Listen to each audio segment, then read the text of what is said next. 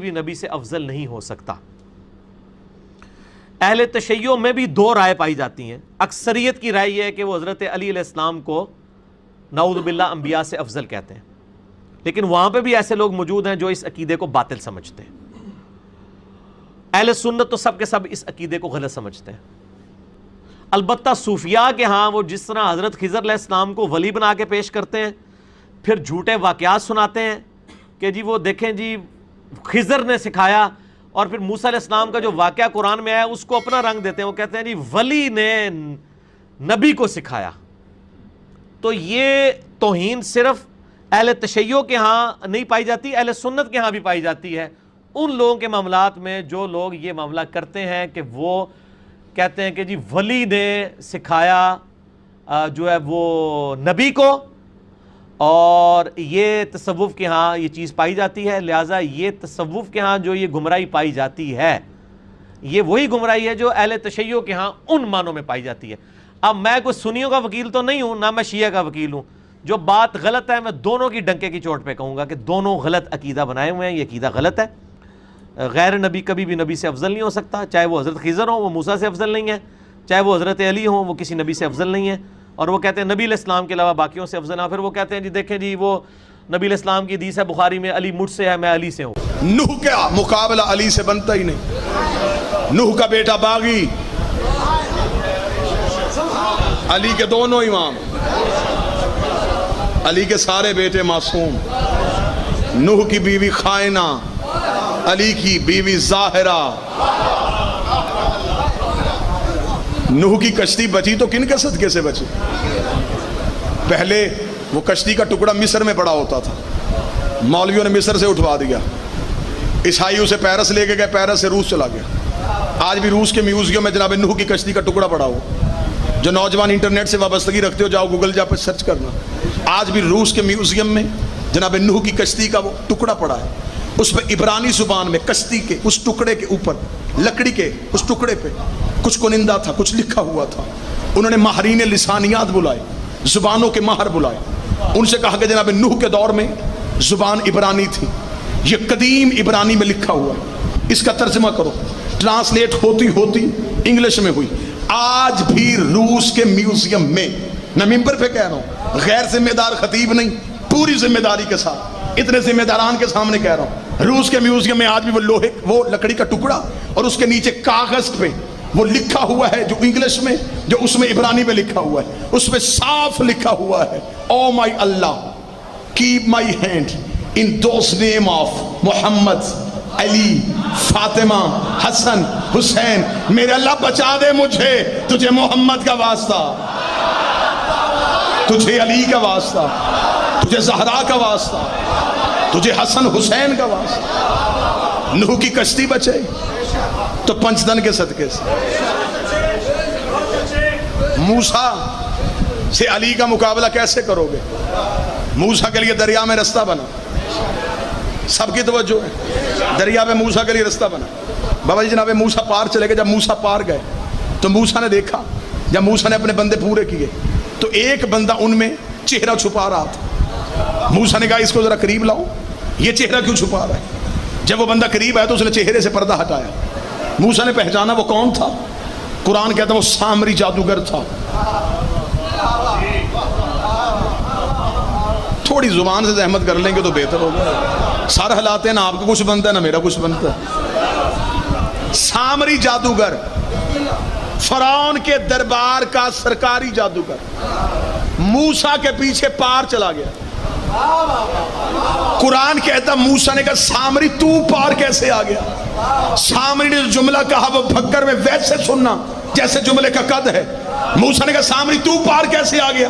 سامری نے کامتے ہوئے کہا موسیٰ میں نے آخری وقت میں امام بدل لیا تھا، پہلے میرا امام فرعون تھا، این آخری وقت میں تیرے پیچھے چل پڑا۔ موسیٰ نے کہا اچھا تو میرے پیچھے چلا ہے تو پار آ گیا؟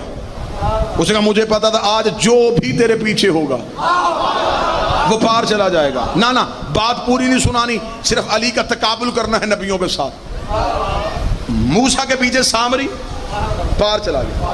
قرآن کہتا ہے کہ یہی موسیٰ 40 دن کے لیے کوہ طور پہ گئے، جب حضرت موسیٰ واپس آئے تو حضرت موسیٰ نے اپنے بھائی ہارون سے پوچھا امت کہاں ہے میری؟ اس نے کہا کون سی امت؟ وہ جو بندے مسلمان کیے تھے. اس نے کہا وہ اب اللہ کو سجدہ نہیں کرتے. تو کس کو کرتے ہیں؟ اس نے کہا وہ بچڑے کو. موسیٰ نے کہا کون سا بچڑا؟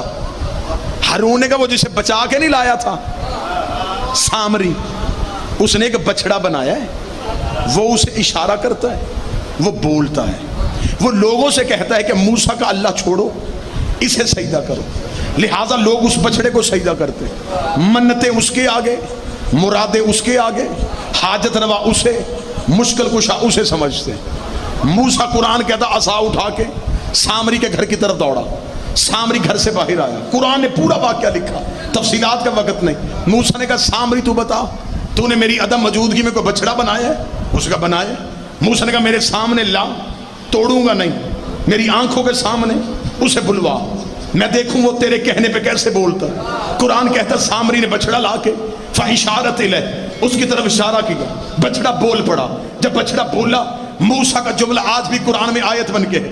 موسیٰ نے کہا فما خطبکم یا سامری, سامری میں تجھے قتل نہیں کروں گا, مجھے صرف اتنا بتا تیرے کہنے پہ یہ بچڑا بولا کیسے, تیرے کہنے پہ یہ بچڑا بولا کیسے.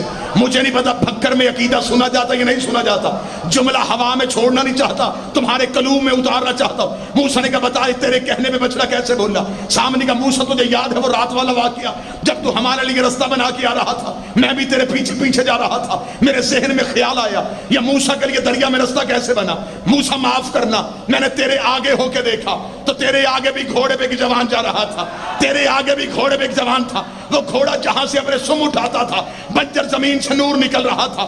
سامری کہتا وہ اس گھوڑے کے قریب گیا, اس کے سم کے نیچے سے وہ کتبہ لے, میں نے تھوڑی سی مٹی اٹھائی اور اپنی جیب میں چھپا لی. یہ وہی مٹی ہے, یہ وہی مٹی ہے جو میں نے اس بچڑے کے منہ میں ڈالی. اور بچڑے نے بولنا شروع کر دیا. اب ادھر رکھوں میں شیعہ کتابوں کے ڈھیر, ادھر رکھوں میں سنی کتابوں کے ڈھیر. جب ہم نے علماء کرام سے پوچھا یہ موسیٰ کے آگے کون تھا, شیعوں نے کہا یہ وہی تھا جو نبیوں کا حاجت روا ہے, جو نبیوں کا مشکل کشا ہے, جو نبیوں کی مشکلیں ٹال دیتا تھا. اہل سنت نے کہا نہیں نہیں یہ علی نہیں تھے, یہ جناب جبریل تھے جو موسیٰ کو رستہ دکھا رہے تھے. چل میں سنی بھائیوں کی مان لیتا ہوں یہ جبریل تھے. اب بتا جبریل ہے کون؟ جبریل ہے علی کا شاگرد, جبریل ہے حسنین کا درسی, جبریل ہے بطول کا نوکر. اب مولوی ڈوب کے مر جا جس کے نوکر کے گھوڑے کے سم میں اتنی طاقت ہے, اس کے بیٹے کے ذوالجناح میں کتنی طاقت.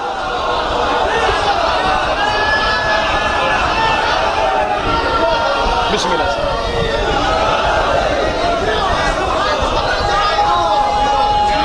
بسم اللہ.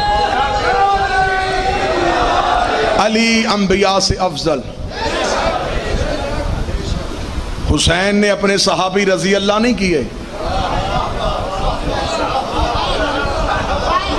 علیہ السلام کیے. نبی بھی علیہ السلام, حسین کے نوکر بھی علیہ السلام.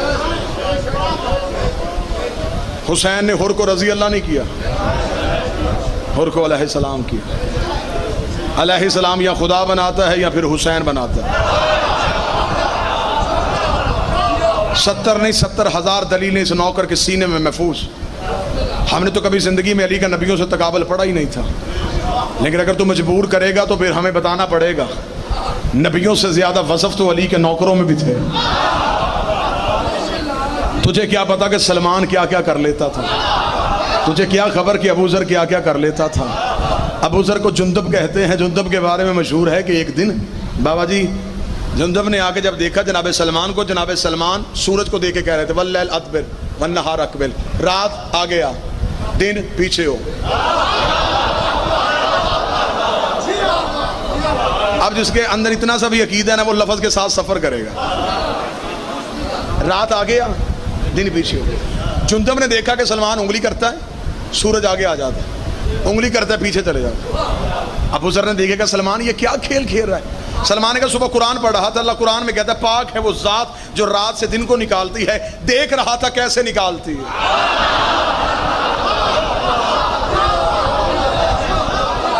جس کے نوکر کائنات پہ تجربہ کریں. اور مجھے بادشاہ حسین کی عزت کی قسم بندوں کے کلیجے برداشت نہیں کرتے. ابھی تو علی پڑھا ہی نہیں گیا.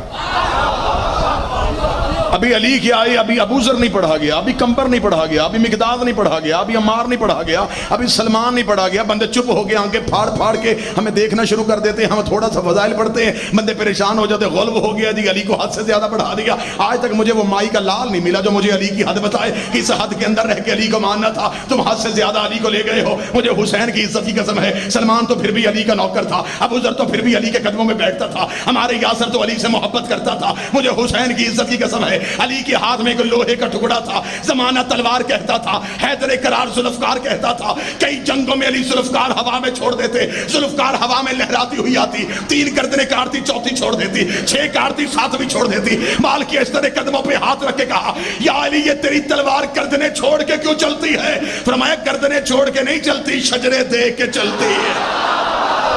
سارے بولو، مل کے بولو، حیدری. جس کی تلوار حلال اور حرام جانتا.